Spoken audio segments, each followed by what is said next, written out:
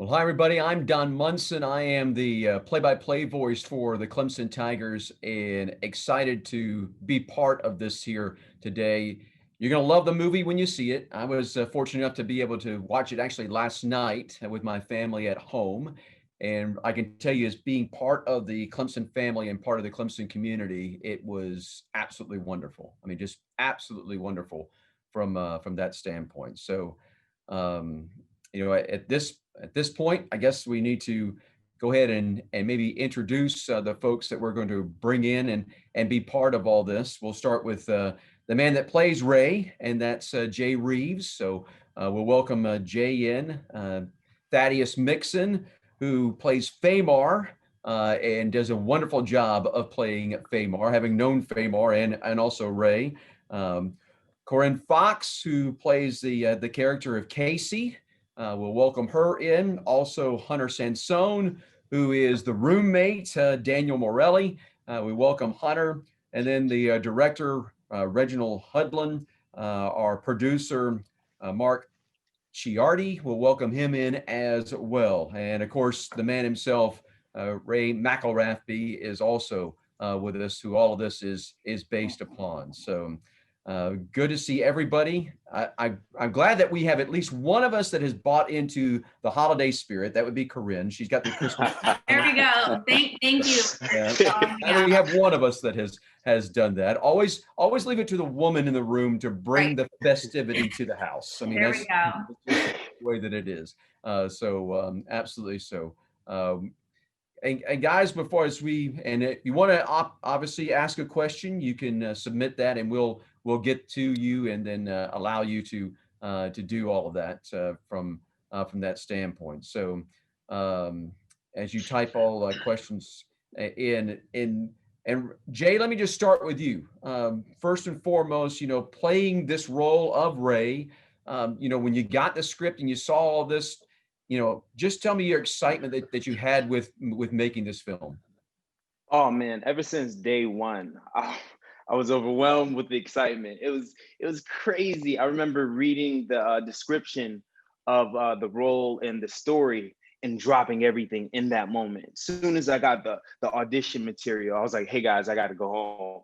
And all my friends were wondering why I skated out of there. But this story was just so impactful to me that reading the description made me leave everything and go pursue it. So I'm so grateful to be a part of this project. It's amazing. Well, it is. It's just been absolutely fun as we've been here at Clemson to, obviously for me, the highlight was watching the shot actually in the stadium at halftime of the game when all that went down and all of our fans stayed there and it was a packed house that night. Anyhow, Mark, from your standpoint, can I ask you about shooting it at halftime and just the way that it seemed like, Clemson just enveloped you all and really embraced this project?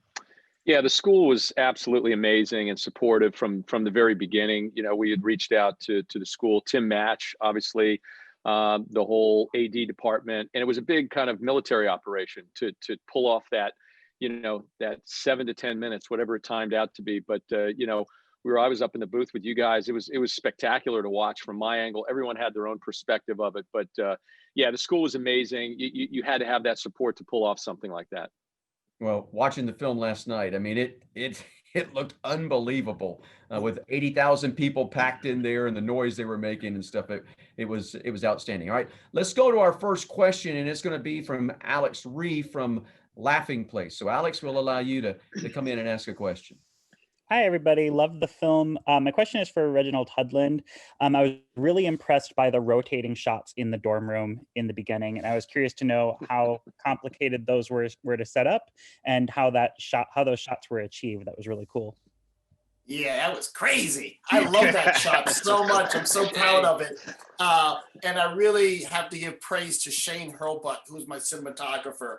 He was a real partner in crime in terms of okay, we can shoot things the conventional way, but why would we do that? Let's really convey the mindset of these guys, waking up at these ungodly hours and getting up and getting going. So we set up this rig that, went around. But the trickiest part is we had to move both of the walls to the side.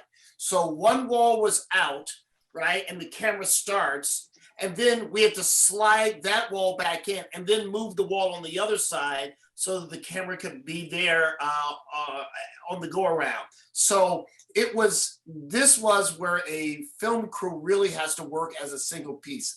The camera operators, the riggers who are moving walls, and the actors who have to ignore all that craziness that's going on and just act like, yeah, I'm waking up in the morning, I'm tired. And it was a case where it was perfect. You know, a shot like that could take all day. We knocked it out in no time. So it was a real credit to the entire cast and crew working in sync. Our next question is going to be from Tessa Smith from Mama's Geeky. Tessa? Hi, I got a question for Ray. I just want to know what it's like to have a movie based on you. It's a surreal experience. It's a wonderful experience, more so than anything. It was something I've been praying for, one would say. So I'm blessed and excited to have the opportunity to be here with all the people that are assembled to make this cast and crew, and to be part of my life forevermore in the future, because this is something I could never thought of, and it's surreal is the word I will use for how I feel about this situation and having a movie about my life. But I'm 34, so hopefully I can get something else going on too. Ray, you're still a babe. Believe me, you got a lot of life for you still to go and have ahead of you. All right, we're going to go, and I hope I get this name right because I'm afraid I'm going to butcher some, but I'm going to try my best. Just being a little boy from Clemson, South Carolina. But Stanisius Ide from Metro Belgium, you are up. Yes, hi, this is a question for Jay. I was wondering how much you knew about the real story before getting involved in making the film. Well, I actually didn't know anything. Going into it, I started my research as soon as I got the material. So watching the YouTube videos, and then also I followed Ray before I even got the role. I followed him on Instagram just to, get a little bit ahead. So I really didn't know anything about it. I just dove in head first and got to know this fantastic story. How about Jim Fry from D23? Jim?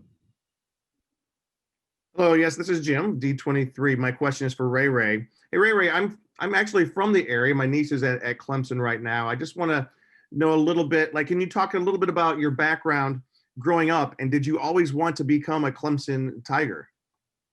Background growing up, I grew up in the city of Atlanta. Born in Chicago, Illinois, but raised in the city of Atlanta.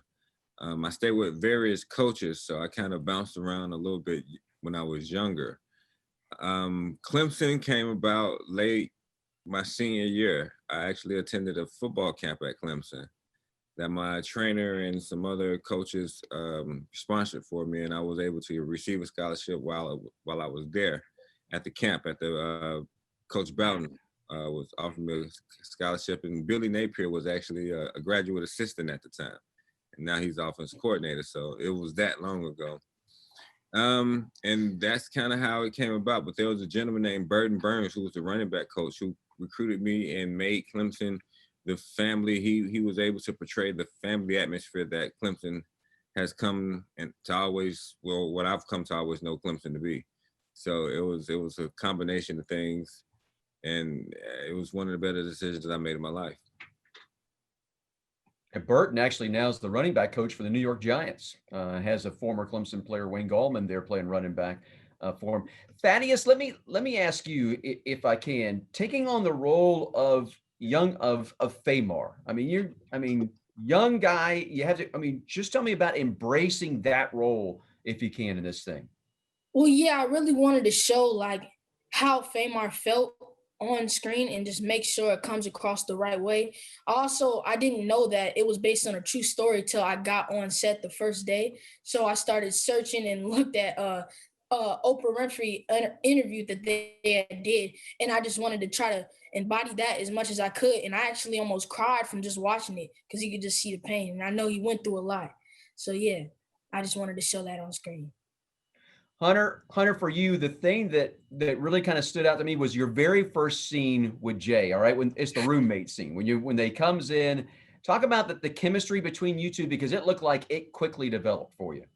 Yeah, you know, Jay and I had the chemistry from day one. I like to think. I always think about our first chemistry read together. I pulled up to a building for an audition, and I was parking my car, and I see him walking into the building, and I'm like, that's the guy who's playing Ray. So I run up to him. I'm like, hey man, I'm reading for Daniel. How you doing? He was like, whoa, like what's going on here? And we automatically had that Daniel Ray dynamic from day one. He was like, all right, dude, like I'll see you in there. Good luck. And sure enough, one thing led to another, and we ended up doing the film together. And we really had that chemistry from the beginning.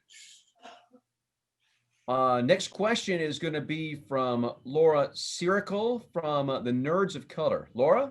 Hi. Just wanted to ask a quick question to Mr. Hudlin and Mr. Asiadi. There's so much in the real story and the process in the story. Was there any part of the story you wish you could have added? Maybe the late Gaines Adams or C.J. Spiller? You know, I can start with that. I mean, the best thing to do with a movie is try to contract the story, you know, and have it in a smaller amount of time. And I think really with our movie, it was about maybe a 2-3 month period. You know, it's you know, there's so much in Ray's story even that, you know, we couldn't get to, but, you know, in structuring a movie, you have to be, you know, kind of really judicious about, you know, what you want to focus on. I mean, God, our first cut was over 3 hours. So, you know, Reggie can talk about that. We couldn't even fit what we had in the movie into the movie. We had 2 movies. Yeah, you know, that was the amazing part. Mark is exactly right. You have to be focused about what you're telling. You know, Ray's had a momentous life, and so many incredible things have happened to him before the events of the movie, after the events of the movie. As Ray will tell you, I'm not a movie, I'm a miniseries. But you know, even with what we shot, you know, we ended up having to cut wonderful, incredible scenes out because, you know, you go, but what are we saying? What are we saying? We have to get to the point of the message of the movie. And one of the things that's been most gratifying is that people see the movie, they laugh, they cry, and I go, that's what I want. If you're laughing, you're crying, and you're feeling inspired, then we've done our job. Corinne, can I ask you about your character development through all of this? I mean, again, the chemistry between you and Jay turned out to be, I thought, just absolutely marvelous. But I mean, you could see it. It was almost like as I was sitting there watching the movie, you could see yourself developing even as a student on the Clemson campus and learning kind of what Clemson family was all about as you went through it. Yeah. Well, the interesting part about my character, Casey, she's one of the characters that's actually not based on a specific person. I remember asking Ray, hey, you know, who's the real Casey? And he goes, there's a lot of girls that are going to think they're Casey. Well, composite character. So we started with that. But, you know, I was really attracted to the role because I have 2 little sisters that are 12 and 13 years old, and I could only imagine what I would do for them. I would do absolutely anything for them. And so I think that's what attracted me to this story. And then building out Casey, and, you know, she's a sports reporter. She's super persistent. She's determined, and I'm very similar to her in that way. But, you know, she's also a little bit more bold than I am. And so that was really fun to play with. And then obviously the chemistry I have with Jay, we did our chem test, and I remember leaving and going like, that went really well. That went really well. And obviously it did because I got the role. So it was such a great experience. And I was the only girl except for the woman who played Ray's mother in the cast, and everyone just huddled around me. And I felt very safe. Ray, I had no idea that you were that you dated so many women when you were here at Clemson. Atta boy. A lot of Casey's. Boy, Ray. No, not exactly. That's not the what I meant by that. But yeah, I love it. Great people. Let's go to Neeson Williams from That Hashtag Show. I hope everybody's doing well. I have a question for Jay. The scene where you were signing the papers to get your brother from your mom, to me it was the most powerful scene in the film. Tell me about the prep to that scene. Tell me about the day. Just how did you go about getting ready for that particular scene? Well, prepping for that scene actually came with the script. I believe in starting with the paper, but then of course, as I got to know Ray, I would just dig in his brain, and I didn't want to ask him like specific questions like that because I wanted to feel it for myself. I didn't want him to give me the easy answer to what that might have felt like. So I remember on the day I was actually sitting in the corner with Thaddeus, and he's just having, he's just being himself and having a great time, and I got this heavy scene to do. But I think that helped me a lot, sitting over there with him and his father and seeing their relationship, and then putting myself in this position where I have to sign over for something like that, for that same type of responsibility, just hit my heart. And I just tried to be honest, in what I would really feel like in that situation. And I'm glad you liked it. Let's go to Todi Padilla from Cool Moms Cool Tips, who has a question, I think, for Thaddeus. Hi, everyone. Thank you so much for the movie. It's really incredible. And my question for you, Thaddeus, is what would your message be for children or kids your age that are out there having a very tough time, like your character was? Yeah, if you're going through something like that right now, especially as a kid, just don't give up and just keep going, because eventually there will be something that'll be very good that will happen. So just don't give up. Good answer. Good answer. Jay, Hunter, and Thaddeus, can I ask you about the question about the scene where you basically throw him into an equipment bag and have to carry him around? I mean, for Thaddeus, first and foremost, what's it like being in an equipment bag with these two guys carrying you around? So I wasn't in the bag for a couple of the scenes, like going to the bathroom. But when we got into the bathroom, Jay actually had to put me down. So I was actually in the bag at that time. So it was pretty funny and really cool to be lifted up. So it was pretty nerve-wracking. I'd say it was nerve-wracking, to have this guy in there. I don't know how, Ray. I don't know how you did it. But that thing is nerve-wracking, to be responsible for somebody like that and hide them like that. Ask Hunter. It's crazy. Yeah. Well, yeah, Jay definitely had a lot of the pressure. When I was carrying the bag, I'm pretty sure we just had a dummy in there, so I didn't have to worry about that. But I did kind of show that it was a little heavy. But Jay was the one who had to really carry this boy. It wasn't easy, but I think it was pulled off. And I think there may be a shot in the bathroom where he was actually in the bag, and I think that may be the take they use, because you really see him struggling with it. I'm not sure wrong, Reggie, but I think it may be the actual take. I don't know. Well, Hunter, you sold it well. I must admit, I got a little concerned when you did the little stumble back through the door. I was like, is he going down? Or, I mean, exactly what's going to happen. But no, it was a great scene from there. All right, let's go to Simon Vaness from Attractions Magazine.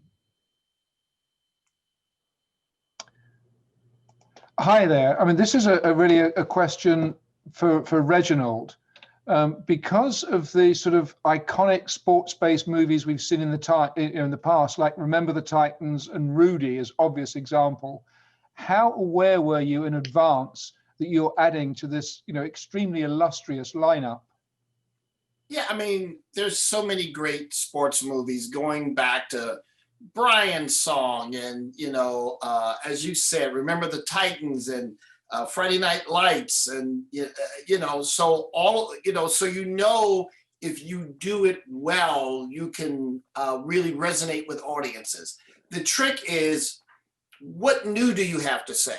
It's not a matter, oh, let's just do what they did. Fortunately, we had a true story, so it was really invaluable to have Ray, involved in the entire process, and having Ray on set for my sake, for the sake of the cast, we could all talk to him and be a touchstone and say, what new do we have to say? What new do we have to contribute to this rich genre of motion pictures? And, and that's what makes me happy. Everyone who sees Safety goes, I like this movie. And yes, it's part of a tradition, but I think Ray's story is unique and has something special to say, and that resonates with everyone who sees it, no matter who they are, no matter where they're from. Let's go to Caitlin Harrington from the Anderson Independent Mail. Hey, this question is for Ray. For those of us who are nearby Clemson and remember this story, and people who were here when you were here, what surprises are in store in the film? How much of this was changed, whether it was for theatrics or logistics? Far as what was changed, maybe nothing that you all would notice as far as changes, because I think what changed more so is the things that we had to cut out. As they mentioned, we had to get the time down from 3 hours to 2 hours. But there's so much more, I think, that they tried that they needed to capture as far as Clemson is concerned. You'll see the campus, you'll see things on campus that you'll notice. And just from all the stadium footage, it's during the game in Death Valley. And for me, it takes me back to the moment, takes me back to the times that I spent at Clemson. And so I hope it does the same for you. Go to Tanya Lamb from Lola Lamb Chops. Hi there. So this question is for Reginald and Mark. This story is so inspirational. And so how do you choose whose stories to tell and why Ray Ray's? Wow. Well, I guess, I can start with that.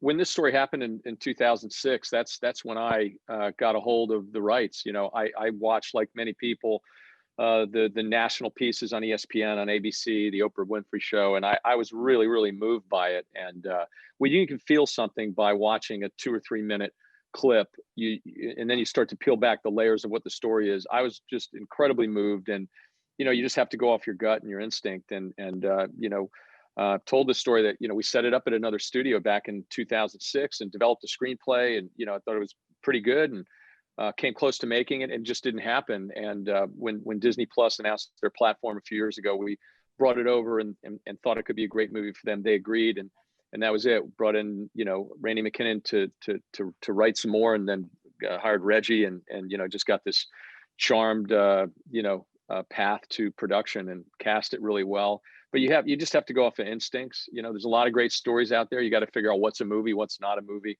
There's no real science to it other than your gut. And for me, I was fortunate enough to benefit from Mark's hard work over all these years. So I get this script, I'm reading it 20 pages in, I stand up, I start pacing around, and my wife is like, what's wrong? I'm like, this is good. So I read another 40 pages, like, Jacob going to work. And I just really related to Ray's story. I'm from a small town in the Midwest, all Black, economically deprived, where, it takes a lot of energy to get escape velocity, to create opportunity for yourself. And Ray had it, tougher than most. And he's a guy who made a way out of no way in a situation where failure was not an option. And I think, that's a really important message. And I knew it was especially important for the times we're living in, because right now we've got a country that's really torn apart. And what Ray represents, he represents integrity, because he succeeded while maintaining a focus on education, a focus on excellence, which in his case was on the playing field, and most importantly, taking care of his family. And I think those are values that we all think are important. I don't care who you are, where you're from. So if we can come together focusing on those values, I think that starts to heal and rebuild our society. Our next question is going to be from Lupe Haas from Cinemovie TV. Hi, how are you guys? You guys made me cry. I love this film. Jay and Thaddeus. Oh my God, your relationship on screen is wonderful. And my question is, Jay, what was the first thing you asked Ray? And then Ray, where did that drive come from? Because in the film, it doesn't seem like you have any role models. Well, the first question I asked him, and he probably won't remember, I know it. I asked him what high school he went to. Because my brother grew up in Atlanta, and my brother was like, "Hey, you playing this guy from Atlanta?" I said, "Yes." He said, "Well, what high school he went to? I'll tell you what he's like." So I was like, "Okay." So I asked Ray, and Ray said, "I went to Mays." And my brother's like, "Oh," he was taken aback. He was like, "Oh, be careful," you know? So I already knew going into it, Ray had a difficult time at that high school, but I'm pretty sure it was great. So that was the first question I asked him, and then we went from there. As far as mentors are concerned, as far as me, I've had many mentors. I had a bunch of figures in my life who stepped up and showed me how to be a man. Because I was raised by my coaches. The drive to failure wasn't an option, as what Reggie said, and I feared more of being complacent in where I was, because where I was in the place I wanted to be. So to stay there is scary. That was the scary part to me, to have to deal with the things that I continuously dealt with no end in mind is unfathomable. So my ambitions came from being more so scared. It was the fear of failure, or sometimes the fear of success as well, but more so the fear of failure. I couldn't do it. Thank you. Corinne, can I ask you about, this, people that come and see Safety may think, hey, this is a football movie. And yes, football is an element of it. But to me, it's really more a relationship movie. There's a relationship, obviously, that you play, but between you and Ray. There's a relationship of, as has already been stated, between Ray and his mom, Ray and Famar, Ray. I mean, there's all these relationships that are all kind of tied into this movie. Yeah, definitely. And we've said this before, that family isn't just blood relation, and I think that's what this movie is about. There are all these people in Ray's life that are rooting for him, that aren't necessarily blood relation, but are there for him in that way. And Casey kind of acts as a big sister to even Faye and Daniel, and everyone else is kind of just all working together to be there for Ray. Our next question is going to be from Elisabetta Esposito from Gazzetta del Sports in Italy. Hello. My question is for Jay and Ray. Can you tell me something about the social role of sports, and how much could be important to be a part of a team? Well, being a part of a team is always great, because you have that sense of community and foundation. Along with that, you get to live with these guys when you're in a college environment. So even on set, I felt like I was going through that experience of being at a D1 program, just how Ray was, and one of the best in the world. So just being on the field, and we had some talented guys on the field, stunt performers and just football players who were really, really, really nice, and just welcomed all the actors with open arms. So it was really fun. And I think the socials with that team environment is needed. As far as teams are concerned in society, I guess we go back to the two teams that mean the most at this current time, which is the Democratic and Republican Party. And the importance of it in society is that currently those two teams need to come together as the United States of America and do something for everyone in America. And so to bring the importance of team to society, the world needs help. More so America needs help. And I hope that those two teams get together and do it for the team that we are together, which is America. And so in society, I think that's the important part of sport that needs to be taken part, where working together is needed and necessary. Well said. Very well said. Camille Jefferson from Disney News, you're up. Hi guys. This question is for Ray Ray. What would you say was the most challenging part of taking care of your brother for those first few months that everything was happening with your mom? And do you think that the movie was able to portray those emotions effectively? The most difficult part about the first few months was, I guess, straddling the line of between of what I was able to do and what others were able to do. Being that I was moving in silence and not necessarily telling a lot of people what I was doing early on, it was just being alone in for the most part in my decision that was the toughest part. But once everyone found out, life became a lot easier. But then for a moment, it was harder because no one could help. But then eventually everyone was allowed to help. And my teammates were always there. They were always guys that I could count on. And so even through the tougher times, I had people I could lean on. And that was a God's gift, I guess.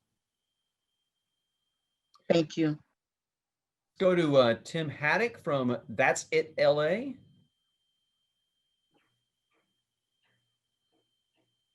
Sorry, that's ITLA. Oh, I'm sorry. I'm sorry. It's okay. That's okay. A little confusing. Yeah, just a quick question about the people in the movie. I know there's lots of heroes in this movie, and you can pick from a big pool of them. But I wanted to know from Ray and from Jay, who do they think is the hero of this movie, and who are the bad guys? Well, if you ask me, I'm gonna have to go with Famar. I think Famar is the hero of the movie. You know, we wouldn't be here today if Famar didn't exist. We wouldn't be talking of this great, wonderful film and have this story if the situation with Famar and Ray's mother, she's also a hero to me in this movie. I don't think there's any really real bad guy, just a bad situation. You know, you can't necessarily blame anyone for having rules or regulations prior to a situation. So yeah, I don't think anyone had ill will. It's just a situation. If I had to pick a hero of the movie, it'd probably be Famar as well. Because even in real life, Famar was the catalyst that made me step up. I was a teenager. I was crazy. I was young. I wasn't different from many other teenagers. Although I had a story, I hadn't been asked to step up, and he put me in a position to where he kind of brought leadership to me, and unfortunately I stepped in and I was ready to go. And I can appreciate that. As far as bad guys in the movie, I probably would call myself a bad guy in the movie. Reason being, it was, you know, looking back, you always feel like there's things you could have done differently in some situations that you could have possibly changed. And so me being not necessarily a perfectionist, but one person that wants to get a bunch of things right, I feel like there were a lot of things during those times that I didn't get right that I would much rather change now if looking back at it.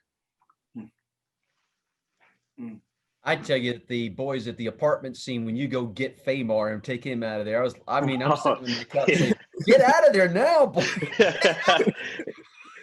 Those guys lagging in there. Get out of there. Thaddeus, how does it feel to hear people call you, you know, kind of like the hero role of this movie?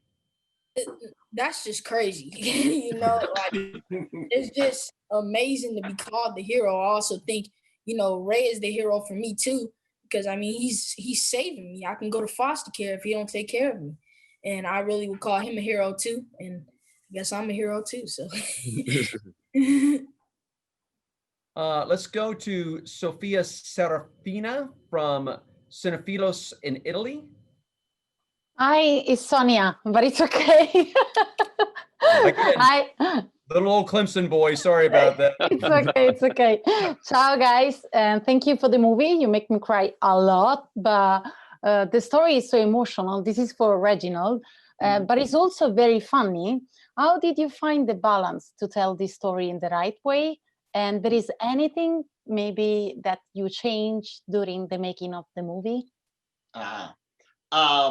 Well, you know, I make all kinds of movies. I've done comedies like House Party and Boomerang, and I've done dramas like Marshall. And what I loved about this movie, it was a little bit of everything. You know, I know that if you're, you know, in college hanging out with your friends, you're going to have a good time. There's going to be funny incidents. If you're hanging out with your little brother, you know, doing up to stuff, you're going to have fun.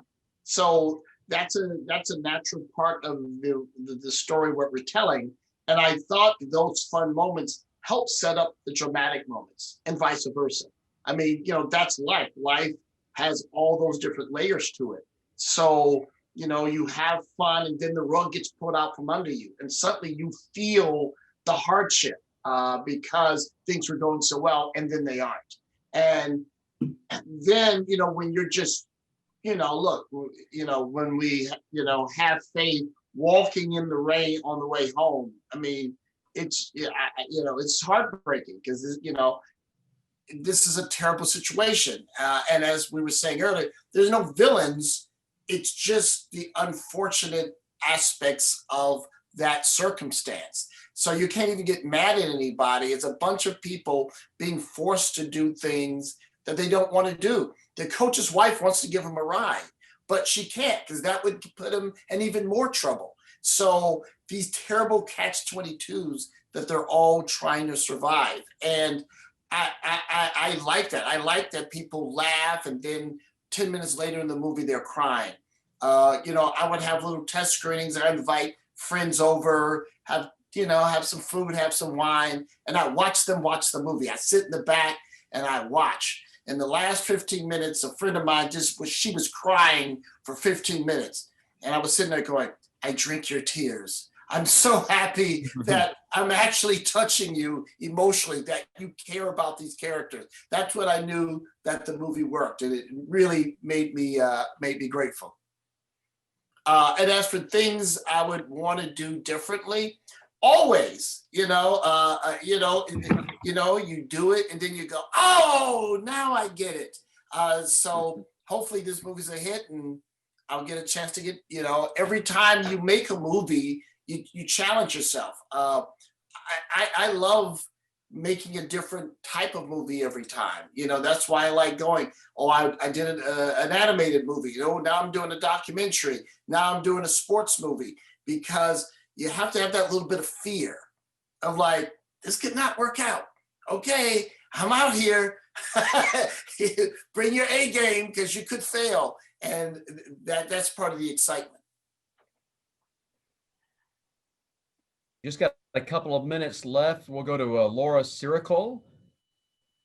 Hi. Okay, so this is a fun question because the film is set in 2016, which many of the actors here were either young children or tweens, or in Thaddeus' cases, I don't think maybe not born yet.